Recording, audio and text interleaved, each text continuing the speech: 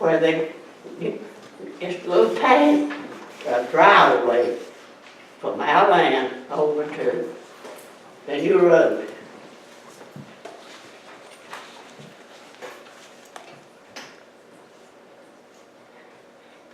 And they want to name it Kirby's Farm Road. Kirby doesn't have a farm down there. He owns a lot of land in that little place that's fenced off. It's about the splitting the highway, moving the highway. He owns a lot of land, and I love Tyler. But I don't want a Kirby Farm Road run, the small road, run to my front door. And I've told her, I have begged her to please shut up. Do I need to say anything else? What you want to say? I don't want to be hateful about it. But there's no Kirby's farm there. There's Kirby's land there. But in the state bought the land from her to run this lane from the old Brent Road to where they moved it. Just a small place. And if she wants to put a memorial up on the road for Kirby, I've always heard you could have one put at the end of the road in memory of somebody. When you name a road, it's named after a politician or not somebody out in the country. Is that enough? She said, I don't know.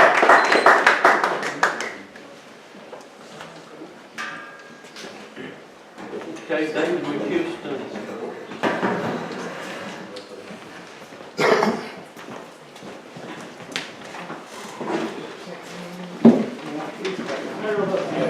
Houston, 6882 Brookbank Road. I don't see why she should get to name it Kirby Farm Way. He owned the land, but he never farmed the land in his life. The land was given to him and everything, which that's fine. But naming the road after him and everything, I don't see why you should be able to name it. I think the town council or the state DOT should name it. And that's all I've got to say about it.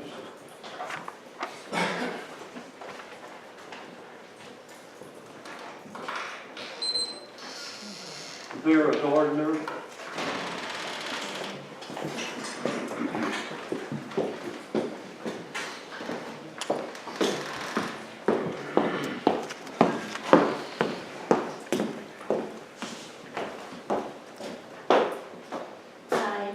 Gardner, 6883 Brookbank Road. And I've lived on Brookbank Road for 44 years and in my current 250-year-old log home for 34 years. This home and the surrounding property have been in my family since 1933, when my great-grandparents, Maddie and William Page, purchased it. In 1960, ownership was transferred to my parents, Kirby and Martha Teague. In 2013, the North Carolina DOT proposed moving Brookbank Road as part of the Highway 73 construction.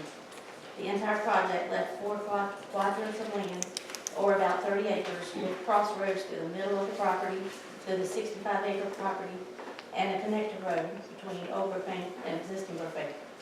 All of the land taken for the connector road was from my family's property. There are currently no homes or driveways on the connector road, and all the adjoining property is owned by my mom. So that one. After construction was complete, we soon realized that the connector road needed a name because people couldn't find our home, since they weren't used to looking up on a hill and the opposite side of the road. My mom came up with the idea of honoring my dad by naming the connector road in his memory. He passed away in April of 2016 during construction.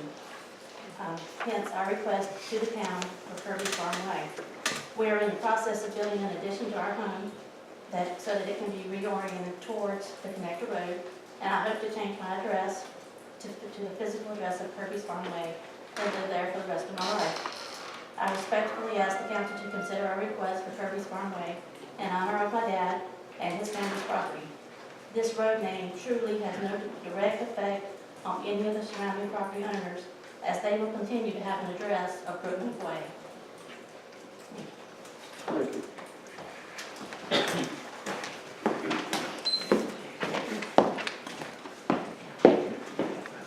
Vanessa Jenkins.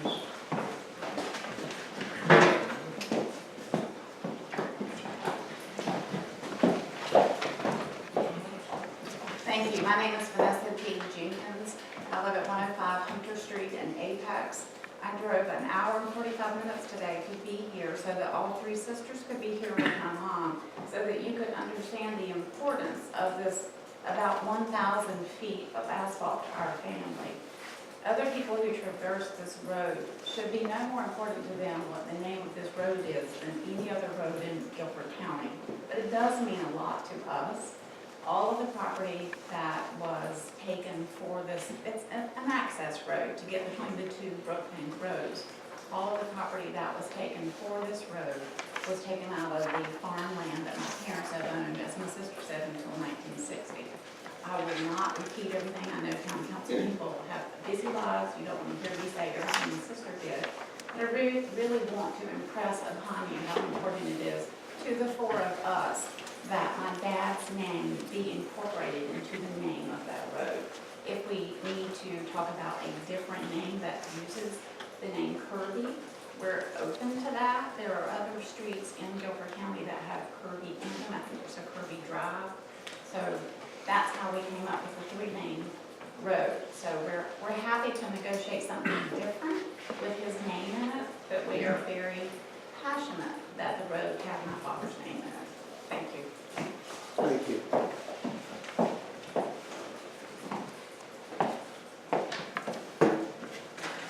Okay, that concludes the folks that are signed up to speak for or against on this. So we'll close the public hearing at this time, and we'll turn it over to the council to sort it all out.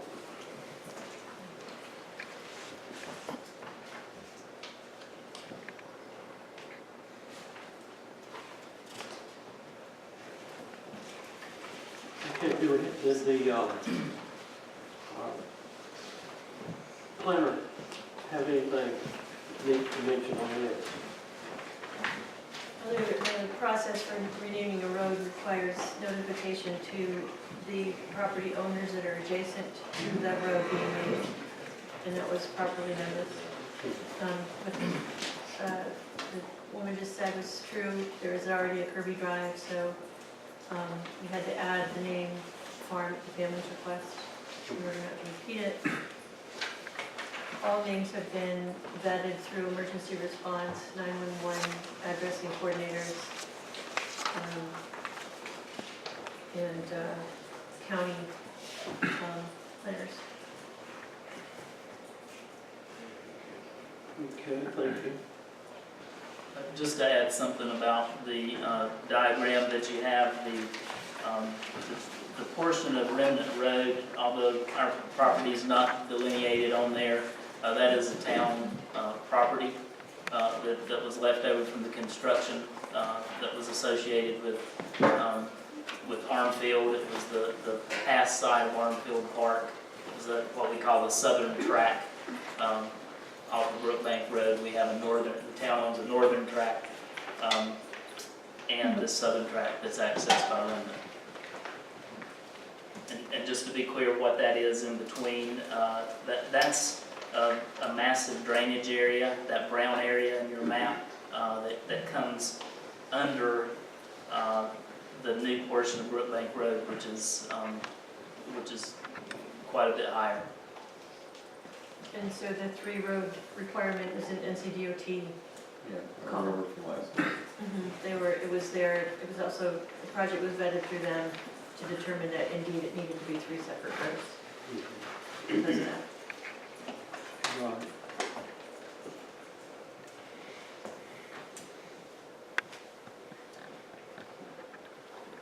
There's 3 homes on Brookbank Way now, is that correct? I see, it's like 4 properties, and one of them is DOT's.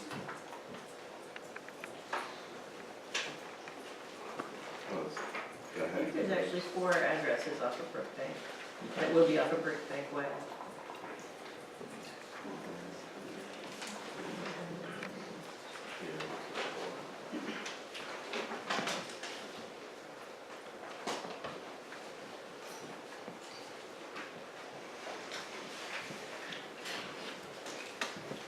But Ms. Kirby's goal is to orient her house to be accessed by Kirby Farmway. Kirby with the farmers.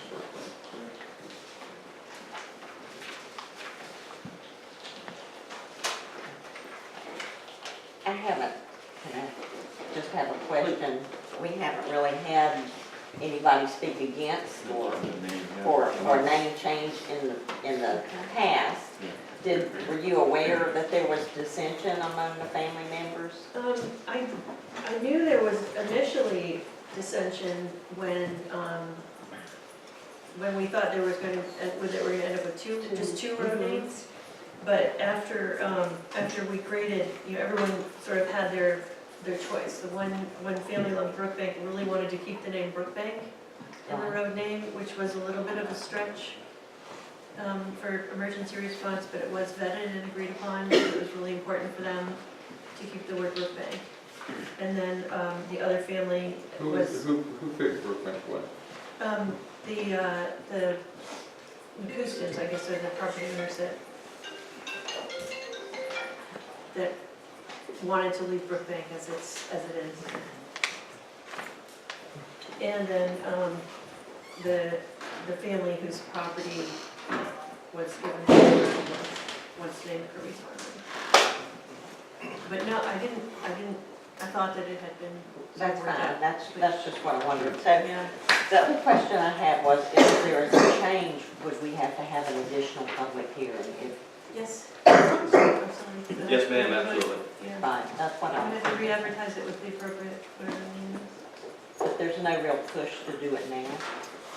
Really, actually, it's not a, responders are getting to these addresses because they know this is actually served by Oak Ridge Fire Department.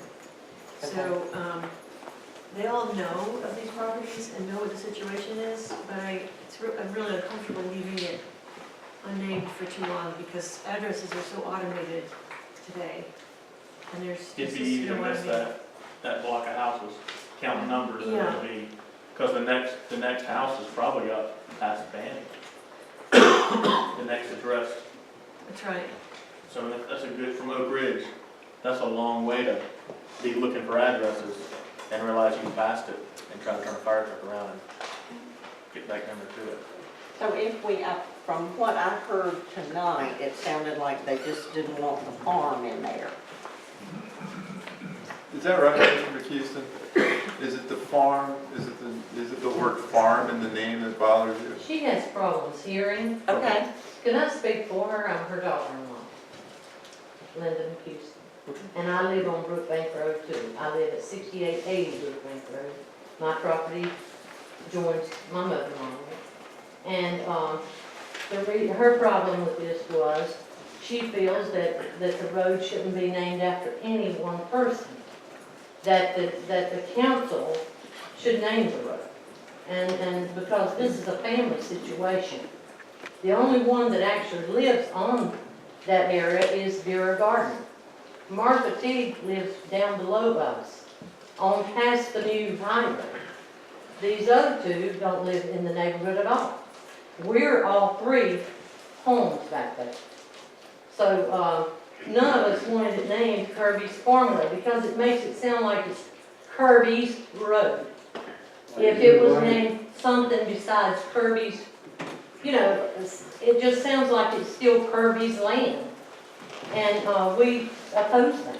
Okay, let's That's enough. just. So that's what she was trying to get through to you guys. Okay, That's thank you. fine. So thank you so much for listening to me.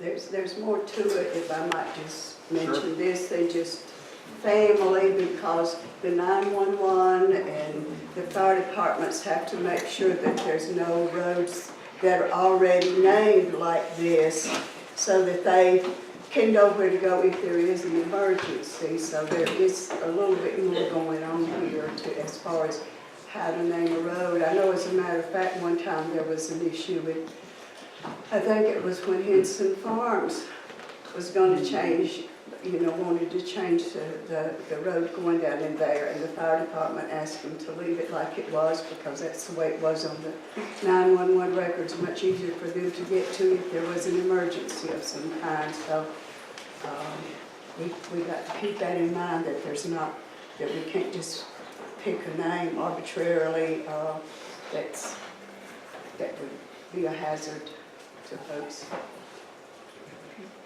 I will say there was some, there was give and take for both road names that I felt came to an equitable solution.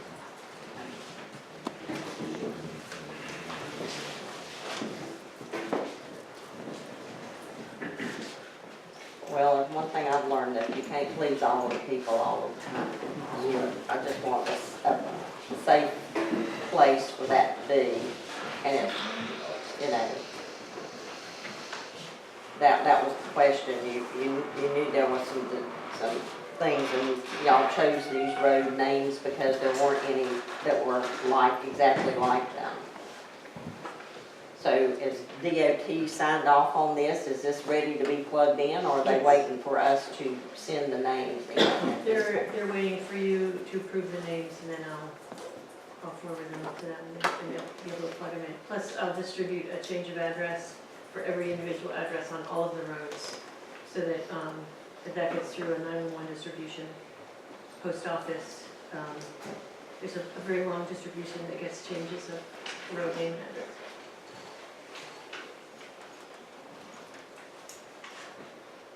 Okay.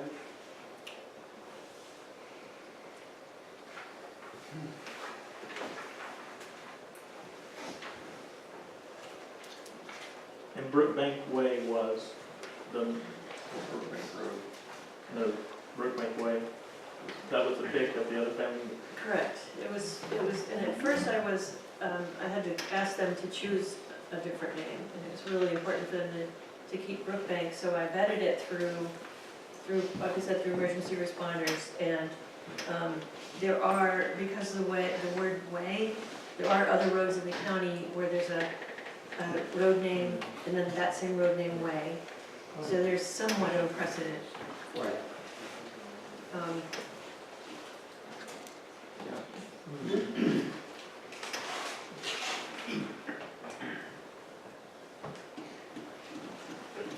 And nobody has asked the unobvious question, how we came up with Remnant Road. That was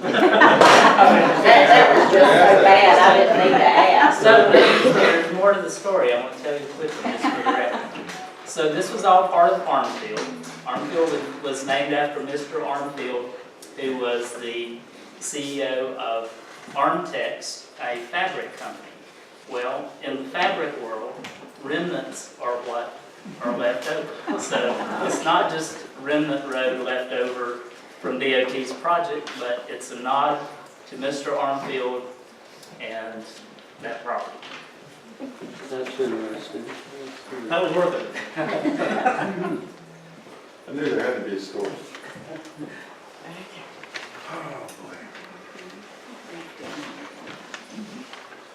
Well, so each family took the road name.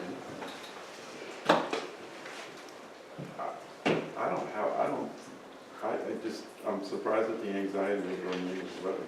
Yeah. I It's just changed, don't I think understand it's it. long-term, what they've been accustomed to.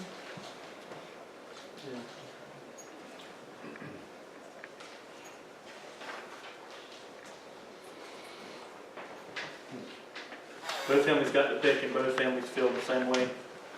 head nod. With the road you picked, you like your name? Y'all like your road name spelled Brookbank Way? Y'all can do whatever you wanna do anyway.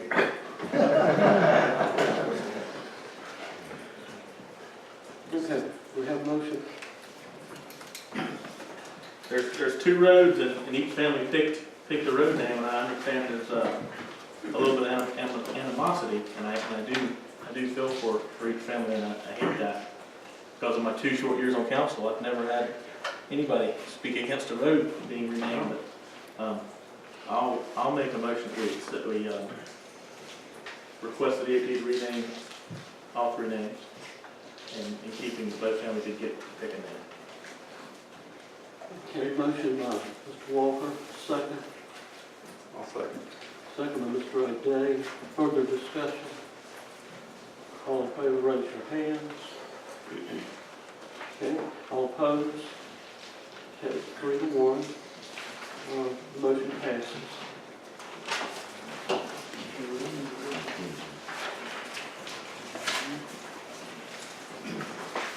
Okay, next, we'll go to our other public hearing. This public hearing is regarding our changing of the handgun firearms part of our parks, buildings, town property statute, or ordinance rather. And currently, and Mr. Hill and Mr. Manager, make sure I don't get anything wrong here. Currently, we are pretty much banning guns everywhere. Town property, town buildings, everywhere. That's the current. After listening to several residents and getting other input from the community, we're now proposing to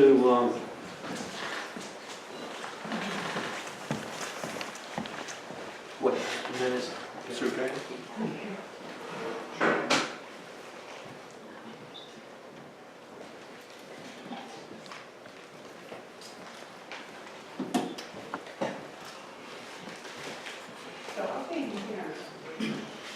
Okay. After listening to information from residents, we're now proposing to change the ordinance to require or to allow the concealed weapons by concealed permit holders on any properties, any buildings that are owned by the town. The open carry would be prohibited everywhere except on trails and greenways, that's the. trails and greenways, and that's by state statute, exempting trails and greenways. One thing that was put in, brought up by one resident, is that, well, what if I am at a park or whatever and a situation comes about that requires me to take action with a firearm? Will my display of this firearm cause me to be in violation of the ordinance? And the exception C in this makes that, permissible or legal. And that was a good point that was brought up there. So if the attorney or the manager doesn't have any problems, we'll go ahead and open the public. If I can, sure. Please. Yeah. State law with respect to concealed carry permit would allow us to ban them at athletic events at our fields if it went through us and all town-owned buildings. And it's more expansive with respect to open carry. What we did was we drew the line. If you had a concealed carry permit, because you get, it's a further background check, you get a bit of training on state law, when you can use force, we're allowing it here. Open carry, no, other than what state law says you can. That we can't regulate that. state law says you can't hold to speak. But that's pretty much what we came up with. So, just going back to the other firearms and weapons, number B says, if town-owned property must be posted in order to be subject to this ordinance. That is Currently, we have no posting in the town. That is correct. You would have to direct the manager on what you want posted. If it's not posted, Then they can open, then they can absolutely, open open carry. carry. If it's not posted, it has to be posted. And I apologize for this. let me clarify the way our policy and ordinances read right now. There's nothing posted about town hall. That's never been addressed in town-owned buildings. So when we built the athletic park back in 2010, opened in 2010, we put this park policy in place, a broad park policy that dealt with our athletic field and also our community park here. And at the time, we had put within that policy a portion about weapons. And for those of you that picked up the handout, just so you'll be clear of what you're holding, this sheet where you have some brackets at the top, this is the existing policy for parks. And the second page of that item 6, where it says weapons, firearms, and incendiary devices, that's the policy that we've been operating under, and that is posted at each of our parks.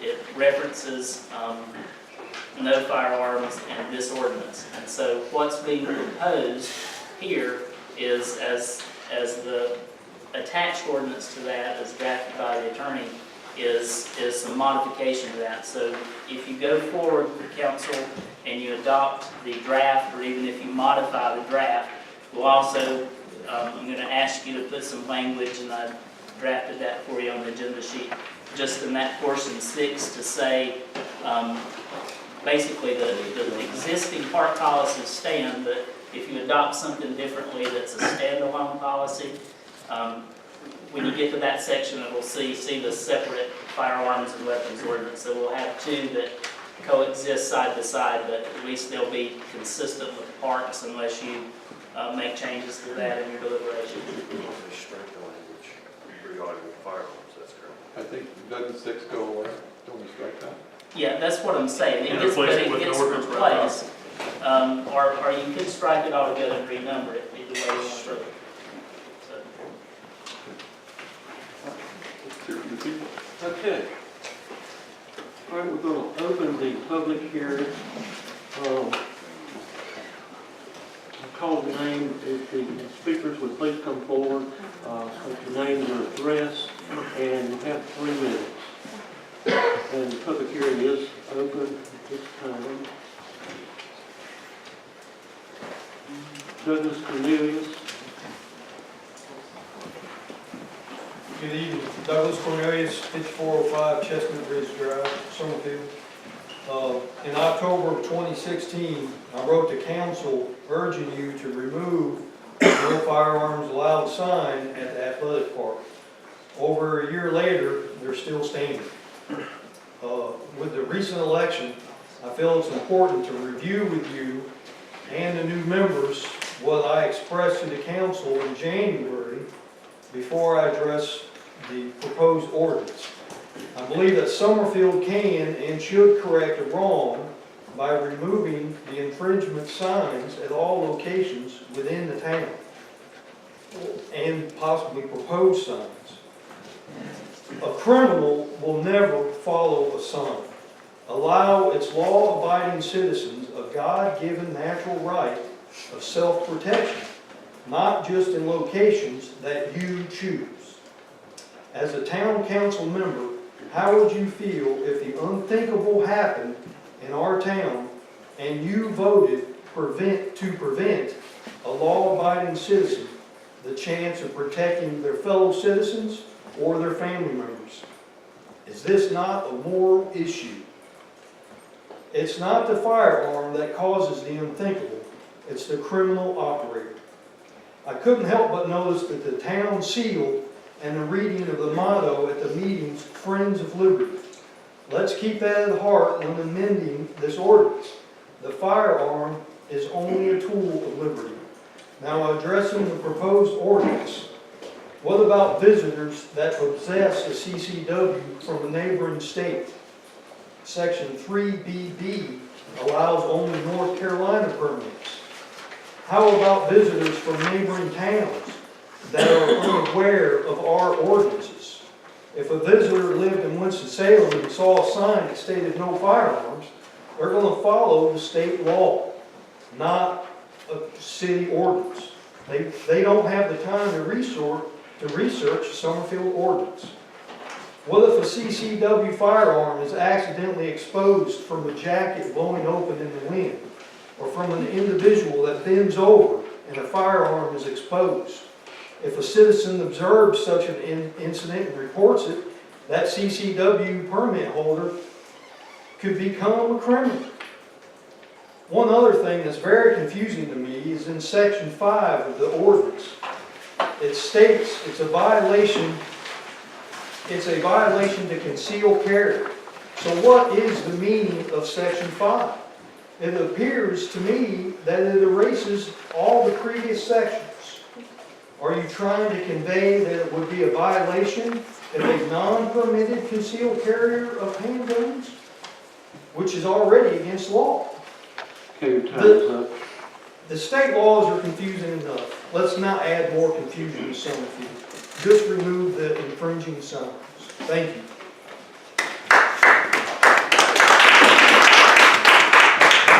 Okay, Andy Stevens.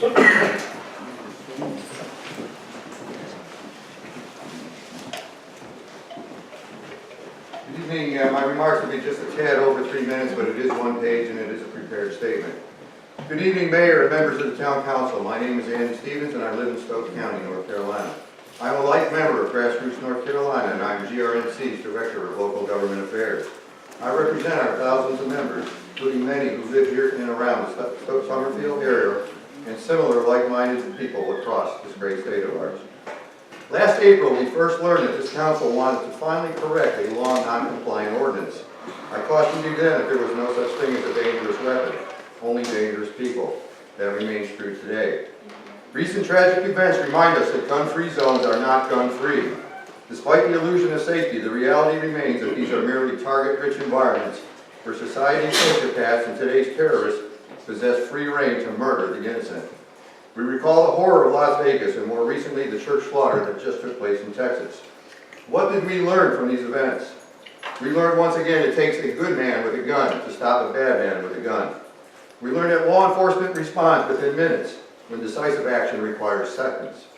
We learned that such cowards only stop for deadly assaults or run when confronted in kind with deadly force. Tonight you have the opportunity to fully repeal your old non-compliant ordinance and acknowledge for all that residents and visitors to Summerfield parks and facilities possess God-given rights to protect themselves and their loved ones. Our state constitution acknowledges our right to open carry, and our legislature over the course of 22 years has expanded both rights and privileges to carry firearms concealed as well.